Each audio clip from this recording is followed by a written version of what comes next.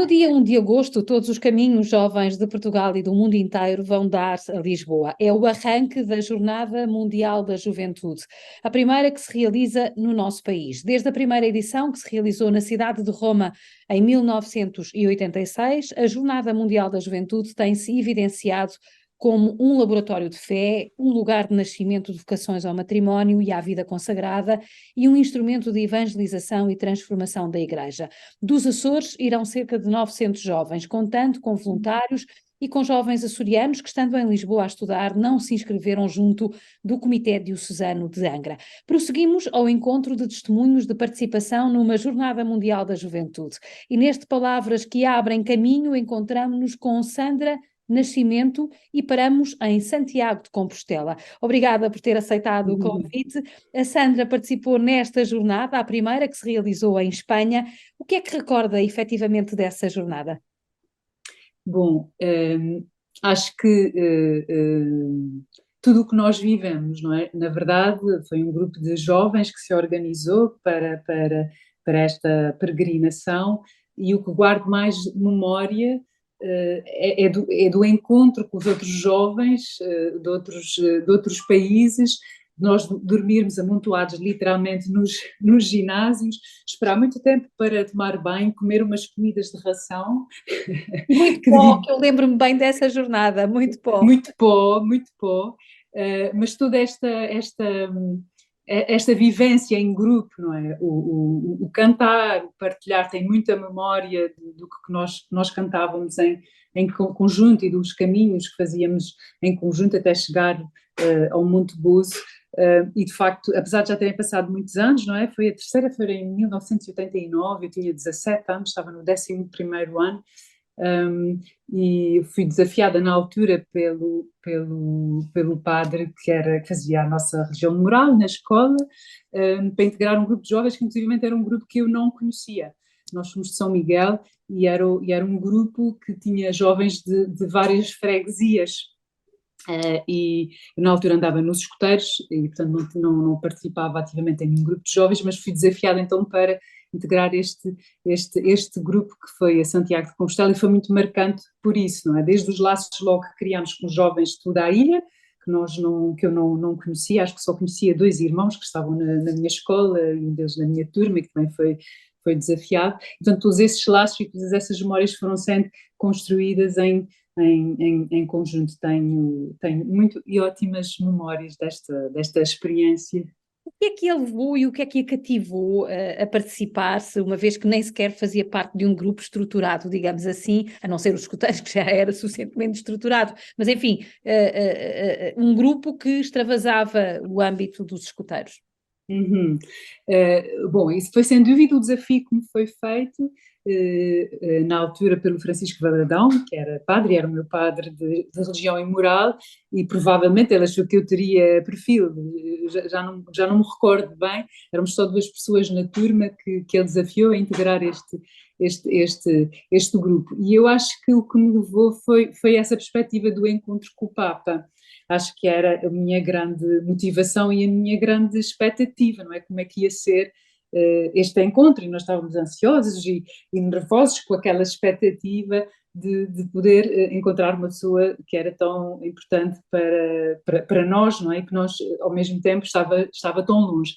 Eu acho que foi seguramente esta, esta, Houve alguma esta possibilidade.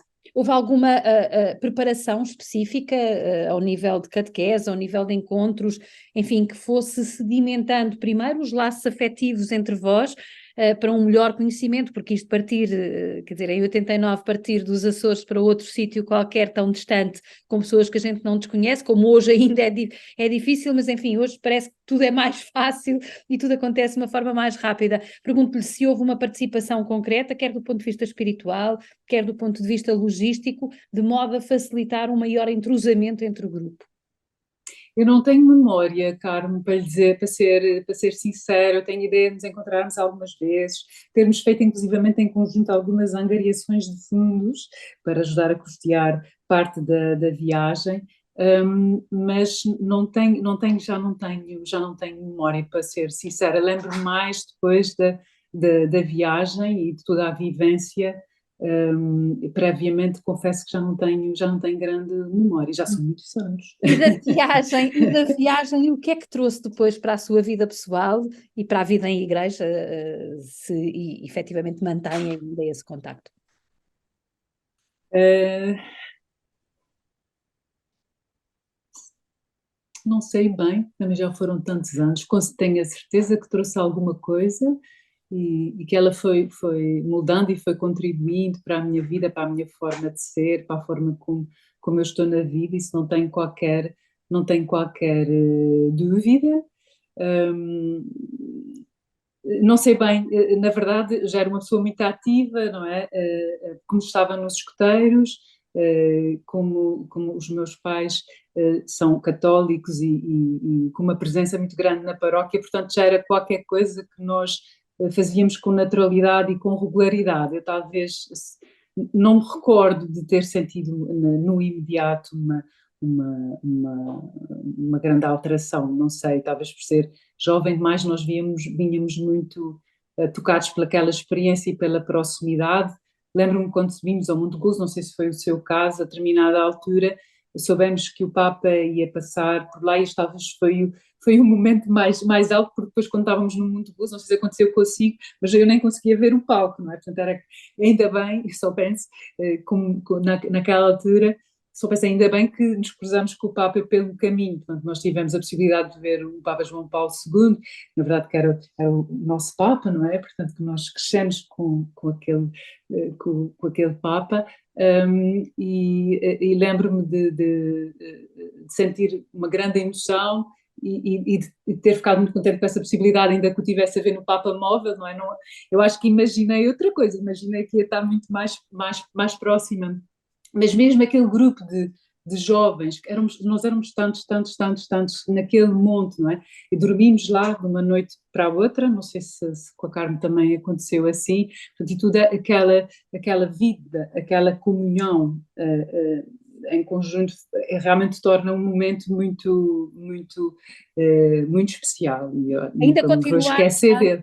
sim, ainda continua a achar, como muitos de nós desta geração, que o Papa João Paulo II é o Papa, ou o Francisco, de facto, já veio destronar. Isto é só uma curiosidade, porque muito É difícil, geração diz, o meu Papa é o Papa João Paulo II, e eu pergunto, e o Francisco, onde é que fica? não, eu acho que eu tenho que fazer este exercício, não é? Mas de facto, como cresci com o Papa João Paulo II, acho que sinto sempre que ele é o meu Papa, apesar de que naturalmente, nomeadamente o Francisco, cria grande empatia e acho que é muito fácil até para os jovens, e admito que os jovens dois tenham a mesma relação, não é? Que nós tínhamos com João Paulo II, porque de facto foi um Papa muito marcante na nossa juventude e Uhum. que acompanhou. Mas sim, eu acho, mas percebo perfeitamente a sua pergunta, porque houve uma altura que me gostava muito de largar este Papa, não é? Que era o meu, pois, que era o meu, que eu tinha Exato. sentido como meu, que me tinha acompanhado uma grande parte da minha vida. Sim, sobretudo porque por aquilo que ele trouxe e sobretudo pela ideia de proximidade à juventude que ele implementou e que de facto cativou muitos de nós, mas o Espírito Santo sabe sempre encontrar o Papa certo para o momento certo, e este certamente estará a dar uma segunda oportunidade à Igreja para se reconciliar com todos e com o mundo inteiro. Nós temos uma Jornada Mundial da Juventude em Lisboa, de 1 a 6 de agosto. O que é que a Sandra espera desta jornada? Imagino que acompanhe de alguma forma as notícias e também esta vivência.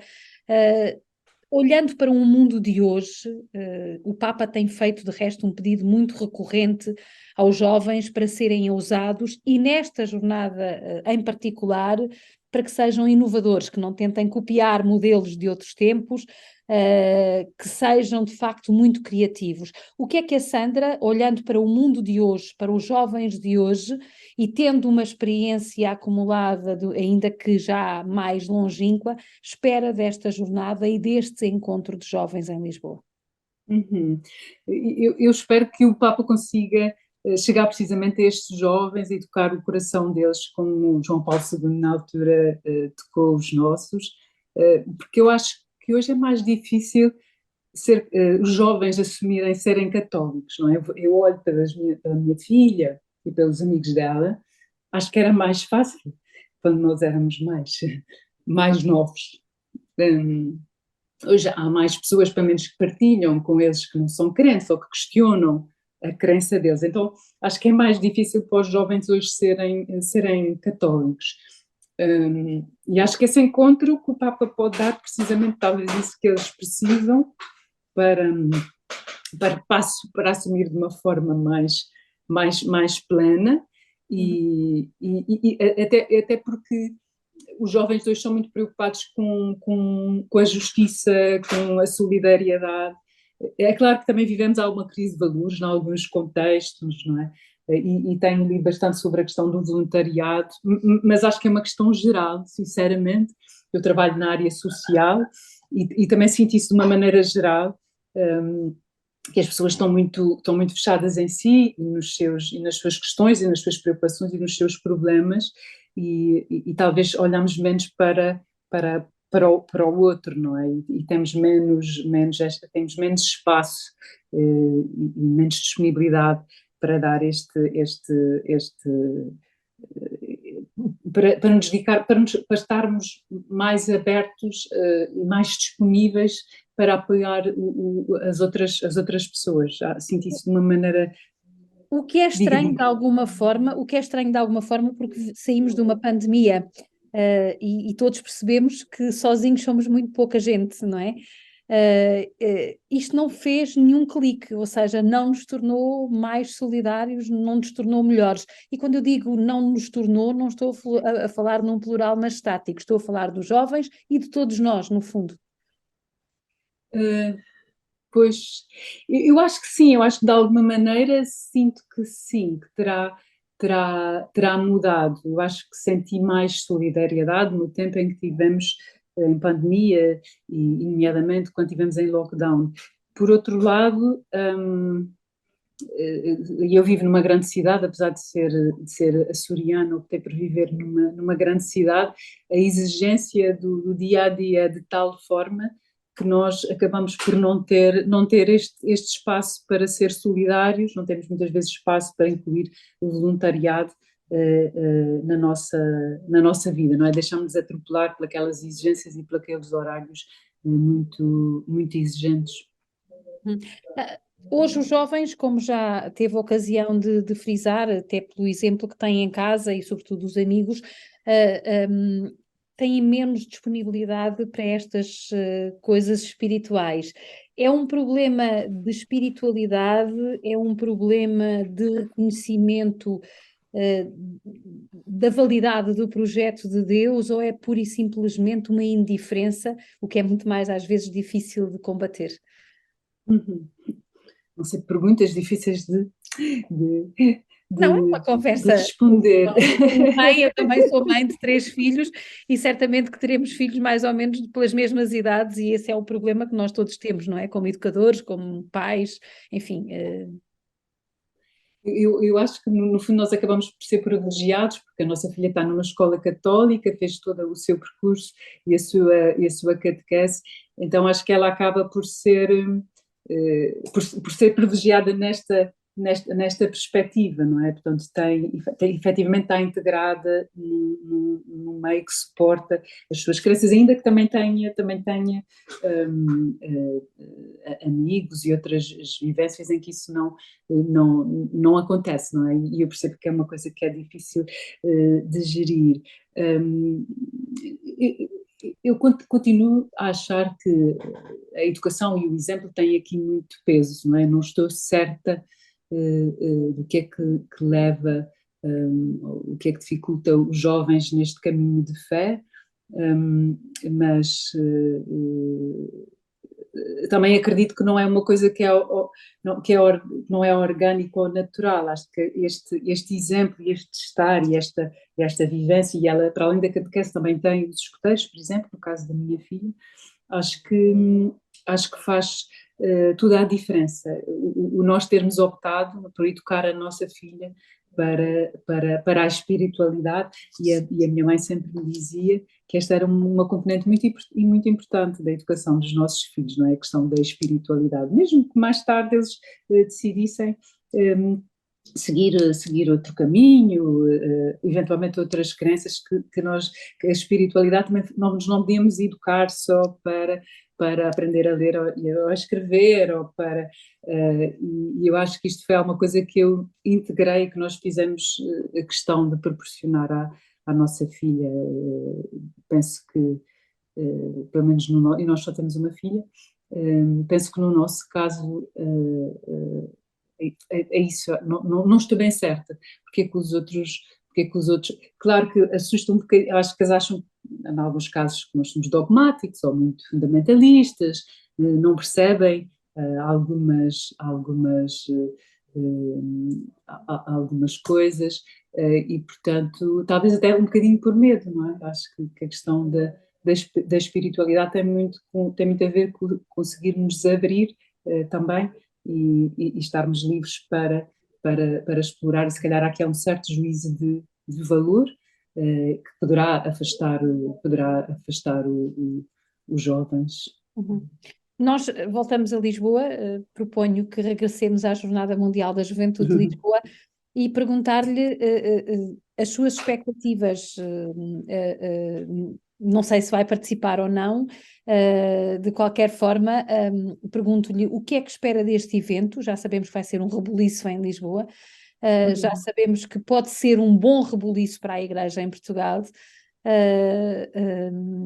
O que eu lhe pergunto é quais são as suas expectativas, olhando para trás, olhando para o contexto atual, o que é que a Igreja pode esperar, o que é que nós, enquanto sociedade, podemos esperar destes jovens, porque este é um evento, não é? Mas é um evento que exige alguma preparação, que exige depois uma reflexão sobre o que aconteceu e certamente algum fruto haverá de dar até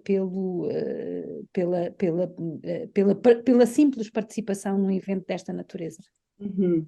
Eu acho que, para mim, o que seria mais positivo seria, de facto, a Igreja ouvir os jovens, não é? Ouvir as suas necessidades, os seus receios, as suas preocupações, ter essa capacidade de ouvir, de integrar e desmistificar também, não é? Eu acho que nós precisamos ter esta coragem de olhar os nossos jovens nos olhos e sermos capazes de responder às questões que eles têm, que são lícitas, às propostas também, que também são lícitas, e melhor do que ninguém, melhor do que nós, eles sabem do que é que necessitam e o que é que procuram.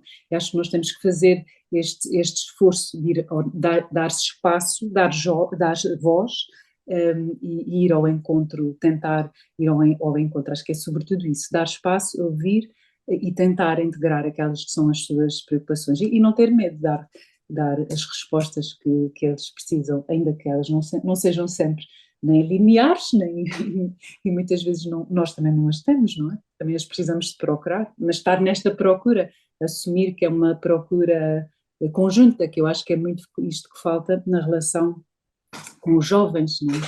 Uhum. Os jovens de hoje não vão ser muito diferentes daqueles que eram, como nós éramos, na nossa geração, se calhar têm muito mais saídas, têm muito mais oferta do que nós tínhamos. Informação também. Informação, exatamente. Este sentido crítico pode ser um desafio para todos nós.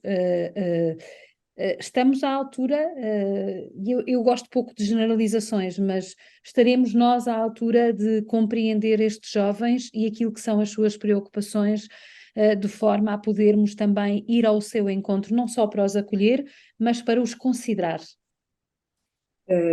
Eu espero que sim. Claro que isso obriga-nos a todos, talvez a recuar um pouco naquilo que são as nossas ideias sobre determinado assunto e estar aberto àquilo que os jovens nos podem dizer ou querer dizer. Eu acho que nós temos essa obrigação e acho que no geral temos essa capacidade, mas temos que mas acho que temos que dar este espaço. Eu acho que sim, eu acredito piamente que nós temos esta capacidade. e que passa muito por ouvir, mas que é um desafio, é exatamente, não só porque eles têm muito sentido crítico, como também têm muito mais informação, e depois a adolescência, e o ser jovem também traz outras coisas, não é? De contestação, de pôr em causa, de querer ser diferente, que também são eles próprios desafios. E eu acho que realmente não vale a pena impor, ou mostrar, ou falar-lhes das coisas como se fossem certas e obrigatórias. Mais uma vez, é dar espaço, é ouvir, é partilhar a nossa experiência, deixá-los partilhar e também assumir que as experiências não são todas iguais. Eu tenho a impressão que quando nós damos este espaço aos jovens, eles depois voltam, mesmo que nesta altura mais contestatária, que faz parte também do seu crescimento, eles pareçam que não estão connosco e não estão no nosso caminho. Eu acredito que quando nós fazemos este acompanhamento, que eles depois conseguem reencontrar-se outra vez e a fé aqui vai ser muito importante e os valores que nós fomos transmitindo vai ser muito importante neste reencontro. Mais do que conselhos, que sugestões daria aos jovens açorianos para esta participação? São 900, é bem diferente daqueles É que bem diferente, bem foram a diferente. Santiago de Compostela ou que foram a outras Jornadas Mundiais da Juventude. Pergunto-lhe que sugestões é que deixaria para aquele momento, porque nós agora estamos também focados no próprio evento, digamos assim. Já tivemos um momento de preparação que está quase a terminar, para muitas dioceses já terminou. Temos depois o grande momento do evento propriamente dito e depois temos o pós-evento. Que sugestões é que deixaria? Bom, que venham com muita expectativa, o coração aberto para tudo o que vai acontecer e para se focarem, na verdade, na experiência, porque ela vai ser forte, não tenho qualquer dúvida. Muito obrigada, Sandra Nascimento, na primeira pessoa, a partir das flores, uma conversa muito agradável. É mais um testemunho de alguém que participou numa Jornada Mundial da Juventude, esta feita em 1989, em Santiago de Compostela, com o Papa João Paulo II. Agora é Francisco, que chegará a Lisboa no dia 2 de agosto.